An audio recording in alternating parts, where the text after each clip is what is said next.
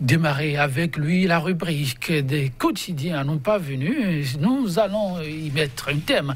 Donc avec moi ce matin, Kodjovi Amitonou déjà en position pour nous faire le point de sa collecte. Kodjovi Amitonou, bonjour. Bonjour Joël Tondi, bonjour également à nos amis téléspectateurs.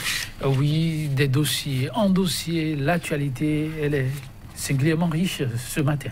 Très riche avec la sortie des avocats de l'homme d'affaires Sébastien Germain à Javon, condamné par la Criette dans ce dossier qui a été rejugé donc par cette juridiction d'exception dans le dossier 18 kg de cocaïne. Ces avocats sont montés donc au créneau pour situer l'opinion publique sur l'évolution de ce dossier. Vous vous rappelez, la Cour africaine des droits de l'homme et des peuples s'est invitée également dans ce débat. Eh bien, où en sommes-nous? La grosse interrogation, eh bien, avec la sortie de ces avocats, je crois que l'opinion publique est située. Sans oublier que les législatives sont à nos portes. La Sénat n'entend donc pas élargir le délai. Donc, les partis politiques sont appelés à se conformer avant le 21 février, contrairement à la date qui est donc prévue pour le 16 mars, conformément donc au respect des tests. La Sénat aujourd'hui les invite à se conformer à la nouvelle charte des partis politiques au plus tard le 20 février, parce que le 21, il y a dépôt de dossier et le 26, c'est déjà clôturé. Donc, si vous en tenez au test, vous êtes en porte-à-faux avec vous-même. C'est autant de sujets donc développés par les canards ce vendredi. Et nous allons démarrer avec la dépêche qui affiche donc un grand titre pour rappeler donc à ces formations politiques, opérationnalisation des préparatifs pour les législatives de 2019. Eh bien, jour J-18, zéro quitus fiscal délivré à ce jour, flou parfait autour des règles du jeu. Conférence de presse des conseils de Sébastien Javon au sujet de la Criette et de la CADHP. Les avocats dénoncent l'État béninois et menacent d'assigner le procureur Togbonon pour abus de fonction et puis délivrance du quitus fiscal. Les 6 défaillances du système relevées par le Peugeot. À l'Audace Info, conférence de presse des avocats du président Sébastien Germain à Javon sur la supposée affaire de 18 kg de cocaïne pure.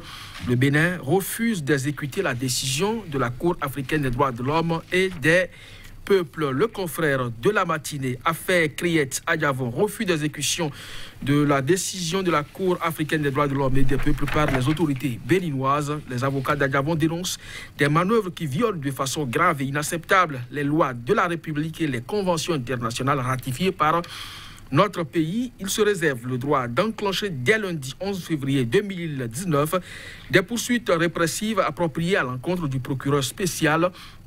Il confirme la thèse du complot ourdi contre l'homme d'affaires. Alors, malgré la série de reconnaissances et les successives félicitations adressées à l'administration Talon par l'UEMOA et l'UFMI, rien ne change depuis près de 3 ans déjà dans la vie économique concrète du peuple. Le panier de la ménagère toujours gringalet et la morosité économique va grandissante. Football, sanction contre le Bénin. Mathurin de Chacus débloque la situation. La sanction est levée. Le nouvel observateur, évolution du supposé dossier 18 kg de cocaïne pure.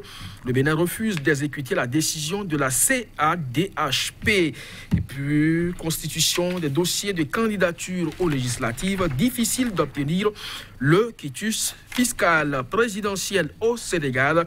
Boni Yahi désigné chef des observateurs de la CEDEAO, le pays émergent. Condamnation de Sébastien Javon dans l'affaire 18 kg de cocaïne. Talon s'oppose à l'application de la décision de la Cour africaine des droits de l'homme et des peuples. Le Bénin désormais un État voyou. Une plainte pour abus de fonction de procureur spécial contre Ulrich Togbonon. Matin libre. Après le verdict ICC service, le plus dur commence pour le gouvernement. Qui payait, comment et quand? Place à la récupération politique. La Cour dribble Togbonon sur le cas Yahi et compagnie. Injonction de la CADHP dans le dossier 18 kg de cocaïne. Eh bien, l'État béninois s'oppose. Les avocats d'Adjavon s'en désolent. Le procureur spécial Togbonon dans le boss des accusés. Le pays émergent, délivrance du quitus fiscal. Les requérants piaf d'impatience, 5 000 francs CFA pour l'impression du document. Affaire 18 kg de cocaïne, l'épreuve du complot contre Adjavon établie.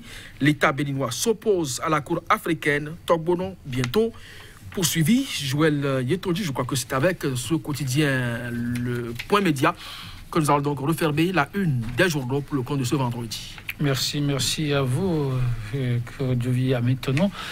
Pour la collecte, pour nos téléspectateurs, on va y aller très rapidement.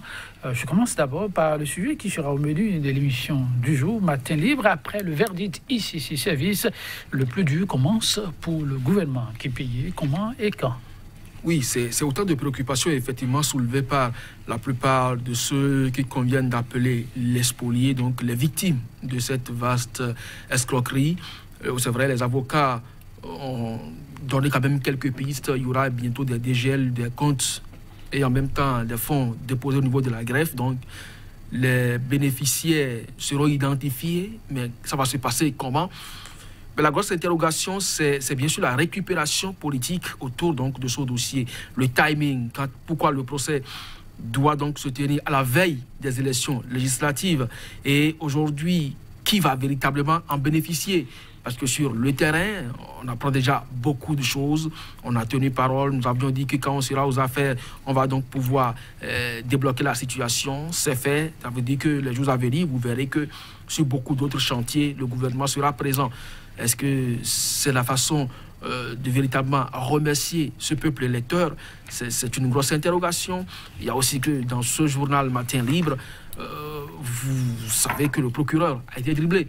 Parce que dans sa réquisition, il aurait souhaité que le président Boni Yayi soit cité parmi les personnalités à être poursuivies. Mais pour le moment, le président du tribunal n'a pas entendu donc cette réquisition, un peu comme le procureur l'a souhaité. C'est vrai que des actions peuvent être enclenchées contre le président Boni Yayi sur le même dossier, mais ailleurs. Donc la décision rendue ne va pas dans le sens souhaité par le procureur de la République, d'ailleurs dénoncé par ses pairs, même si c'est entre-temps des personnalités déjà admises à faire valoir leur droit à la retraite. Ils ont souligné que le procureur a fait abus donc de son pouvoir dans ce dossier-là, surtout dans sa réquisition. Toujours est-il que oui, vous avez des sachants sur le plateau qui vont se prononcer, comme vous l'avez dit, sur ce dossier, mais le peuple, à la limite, s'est senti floué. D'un dossier à un autre, on passe à un autre quotidien, Point Média, toujours la criette, mais cette fois avec l'affaire 18 kg de cocaïne, affiche nos confrères. 18 kg de cocaïne, les preuves du complot contre Adjavon établies. L'État béninois s'oppose à la Cour africaine, Togbono, bientôt poursuivi. Oui, j'aurais bien voulu que vous choisissiez le pays émergent qui a... Je vous lis volontiers le titre. Oui, vous êtes là pour être servi, quand je viens maintenant, et pour servir les téléspectateurs. Le pays émergent, voici ce que nos confrères nous servent. Condamnation de Sébastien Adjavon dans l'affaire 18 kg de cocaïne. Talon s'oppose à l'application de la décision de la Cour africaine des droits de l'homme et des peuples. Le Bénin, désormais, en tout cas ici, c'est affirmatif, hein, je vous le lis alors, un État voyou. Pays émergent, pas moi. Une plainte pour abus de fonction de procureur spécial contre Ulrich Togbono. Voilà, lorsque vous prenez les deux autres aspects donc, de ce sujet, vous laissez donc la condamnation.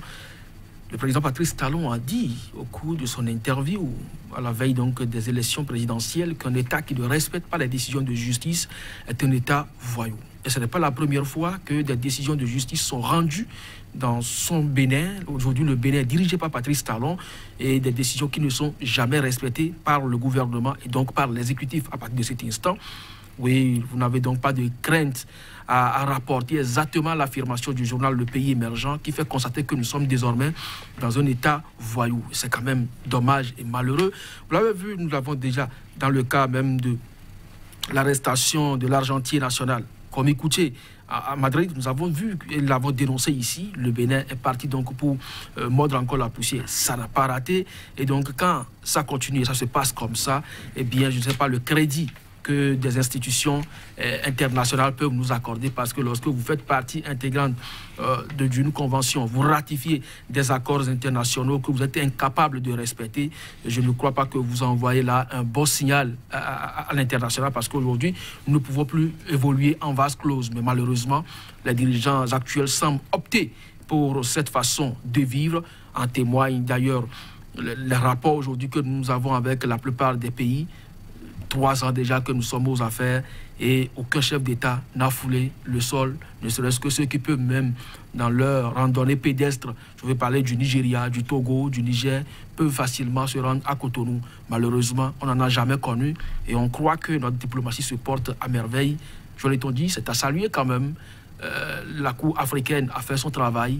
Je crois que, oui, comme le journal Le Pays émergent l'a signifié, une plainte pour abus de fonction à partir de lundi prochain doit pouvoir faire décider le procureur spécial de la Criette, qui n'a pas cru devoir quand même tempérer aussi à son niveau à une décision, parce que l'injonction lui est faite lorsque vous recevez donc un pouvoir en cassation de le transmettre dans le délai de 1 mois à la Cour suprême, ce qui n'a pas été le cas.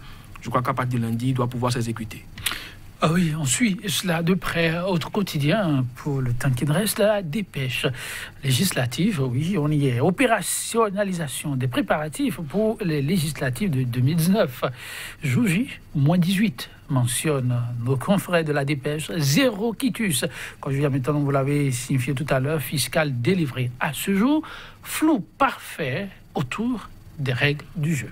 Oui, il y a aussi que ce journal déjà s'est interrogé sur l'article 242 du Code qui, jusque-là, n'a pas reçu clarification. On ne sait pas au lendemain donc, du vote ce qui va se passer pour l'attribution, parce que nous sommes partis pour des élections dans des circonscriptions. Et à partir de cet instant, il y a des sièges à attribuer à des formations politiques. Mais si la Cour ne clarifie pas donc, cet article, je crois qu'il y a effectivement un flou parfait donc, autour des règles du jeu. Vous parlez de quitus fiscal, il paraît que c'est le précieux sésame pour écarter des adversaires. Mais on attend de voir si la mouvance peut l'obtenir au détriment de l'opposition. Merci. Quand je viens maintenant, mesdames, messieurs, merci. On s'en arrête là et on se dit à lundi. Merci.